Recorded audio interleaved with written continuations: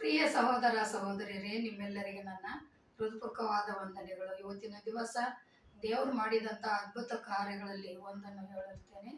ಏನೆಂದರೆ, ಕರ್ತನಾದ ಯೇಸು ಕ್ರಿಸ್ತನು 2000 ವರ್ಷಗಳ ಹಿಂದೆ ನಿಮ್ಮ ಹಾಗೆ ಮನುಷ್ಯನಾಗಿ ಜೀವಿಸುವಂಥ ಸಮಯದಲ್ಲಿ ದೇವರ ವಾಕ್ಯವನ್ನು ಸಾರುತ್ತಾ ಇದ್ದರು. ಆ ಸಮಯದಲ್ಲಿ ಯೆರೂಸಲೇಮಿನಿಂದ ಸಮಾರ್ಯದಲ್ಲಿ ಗಲಿಲೆಯ ಸೀಮೆಗೆ ಬರ್ತಕ್ಕಂಥ ದಾರಿಯಲ್ಲಿ ಬರುತ್ತಿರುವಾಗ ಕುಷ್ಠರೋಗಿಗಳು 10 ಜನ ಕುಷ್ಠರೋಗಿಗಳು ಕೇಳ್ತಾರೆ ದೇವರನ್ನು, ಯೇಸುವೇ ಗುರುವೇ, ನಮ್ಮನ್ನು ಕರುಣಿಸು, ನಮ್ಮನ್ನು ಸ್ವಸ್ಥಪಡಿಸು ಅಂತೇಳಿ ಕೂಗಿದಾಗ ಕರ್ತನಾದ ಯೇಸು ಕ್ರಿಸ್ತನು ದೂರದಿಂದಲೇ ಹೇಳ್ತಾರೆ, ಹೋಗಿ ನಿನ್ನ ಮೈಯನ್ನು ಯಾಜಕನಿಗೆ ತೋರಿಸಿಕೊಳ್ಳಿರಿ ಅಂತ ಅಷ್ಟೇ ಹೇಳಿದ ಕೂಡಲೇ ಹೋಗುವಾಗಲೇ ದಾರಿಯಲ್ಲಿ ಅವರ ಸಂಪೂರ್ಣವಾಗಿ ಸ್ವಸ್ಥ ಹೊಂದಿರುತ್ತಾರೆ.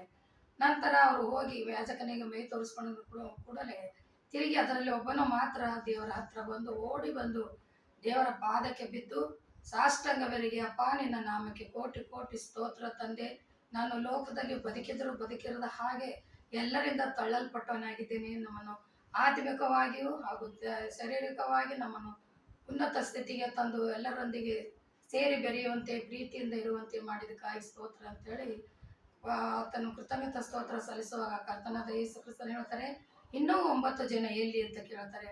ಅವಾಗ ಅವನೇನು ಹೇಳಕ್ಕಾಗಲ್ಲ. ದೇವರು ಹೇಳ್ತಾರೆ, ಹೋಗು, ನಿನ್ನ ನಂಬಿಕೆ ನಿನ್ನನ್ನು ಸ್ವಸ್ಥಪಡಿಸಿತು. ನೋಡಿ, ಎಲ್ಲೇ ಆಗಲಿ ನಾವು ದೇವರಲ್ಲಿ ನಂಬಿಕೆ ಇಡಬೇಕು. ನಂಬಿಕೆ ಇಟ್ಟಾಗ ಮಾತ್ರ ನಮ್ಮ ಕೆಲಸಗಳು ಆಗ್ತವೆ. ನಾವು ಪ್ರಾರ್ಥನೆ ಮಾಡುತ್ತೇವೆ, ಆದರೆ ಯಾವಾಗಲೂ ಕೂಡ ಮನಸಾರೆ ನಮ್ಮ ಮನಸ್ಸು ಬೇರೆ ಎಲ್ಲಿ ಇರದೆ ದೇವರ ಕಡೆ ಧ್ಯಾನ ಇಟ್ಟು, ಅಪ್ಪ ಸ್ವಾಮಿ, ನನ್ನ ಕಷ್ಟ ಇಂಥದ್ದಿದೆ, ನೀನು ನನಗೆ ಸಹಾಯ ಮಾಡುತ್ತೀ ಅನ್ನೋ ನಂಬಿಕೆ ನಮಗುಂಟು ಅಂಥೇಳಿ ಆ ರೀತಿ ನಾವು ಪ್ರಾರ್ಥನೆ ಮಾಡಿದಾಗ ದೇವರು ನಮಗೆ ತಪ್ಪದೇ ಸಹಾಯ ಮಾಡೇ ಮಾಡ್ತಾನೆ.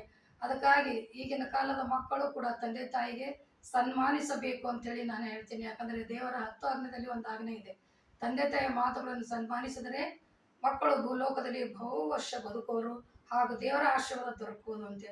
ಅದಕ್ಕಾಗಿ ತಂದೆ ತಾಯಿ ಒಳಗೆ ಮಕ್ಕಳಿಗೆ ಕೂಡ ಹೇಳೋದೇನೆಂದರೆ, ಮಕ್ಕಳು ತಂದೆ ತಾಯಿ ಮಾತುಗಳನ್ನು ಅನುಸರಿಸಿ ನಡಿಬೇಕು. ಯಾಕಂದರೆ ಲೋಕದಲ್ಲಿ ಸೃಷ್ಟಿದಂಥ ಕರ್ತನಾದ ಯೇಸು ಕ್ರಿಸ್ತನ ನಮಗಾಗಿ ಯಾವಾಗಲೂ ಒಳ್ಳೆಯದನ್ನೇ ಯೋಚನೆ ಮಾಡಿ ಒಳ್ಳೆಯದನ್ನೇ ಮಾಡಿದ್ದಾನೆ. ಆತನು ಯಾವಾಗಲೂ ನಮಗೆ ಒಳ್ಳೆಯದನ್ನು ಮಾಡುವಂಥ ತಂದೆಯಾಗಿದ್ದಾನೆ.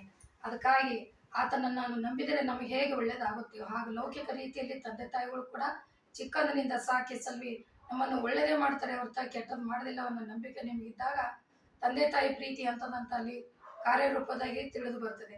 ಅದೇ ರೀತಿಯಿಂದ ಇಲ್ಲಿ ಕಾರ್ಯರೂಪದಾಗ ನಂಬಿಕೆ ಇಟ್ಟವರಿಗೆ ಯಾವ ರೀತಿ ಆಗುತ್ತದೆ ಅನ್ನೋದ್ರ ಕುರಿತಾಗಿ ಹೇಳ್ತೇನೆ. ಏನಂತಂದರೆ, ಕರ್ತನಾದ ಯೇಸು ಕ್ರಿಸ್ತನು ಹೇಳ್ತಾನೆ, ಇಬ್ರಿಯ ಬರೆದ ಸುವಾರ್ತೆ 4ನೇ ಅಧ್ಯಾಯ 12ರಲ್ಲಿ ಹೇಳುತ್ತದೆ, ಯಾಕಂದರೆ ದೇವರ ವಾಕ್ಯವು ಸಜೀವವಾದದ್ದು, ಕಾರ್ಯಸಾಧಕವಾದದ್ದು, ಯಾವ ಇಬ್ಬಾಯಿ ಕತ್ತಿಗಿಂತಲೂ ಹದವಾದದ್ದು, ಪ್ರಾಣ ಆತ್ಮ ಕೀಲು ಮಚ್ಚಗಳನ್ನು ವಿಭಾಗಿಸುವಷ್ಟು ಮಟ್ಟಿಗೆ ತೂರಿ ಹೋಗುವಂಥದ್ದು, ಹೃದಯ ಆಲೋಚನೆಗಳನ್ನು ಉದ್ದೇಶಗಳನ್ನು ವಿವೇಚಿಸುವಂಥದ್ದು ಆಗಿದೆ.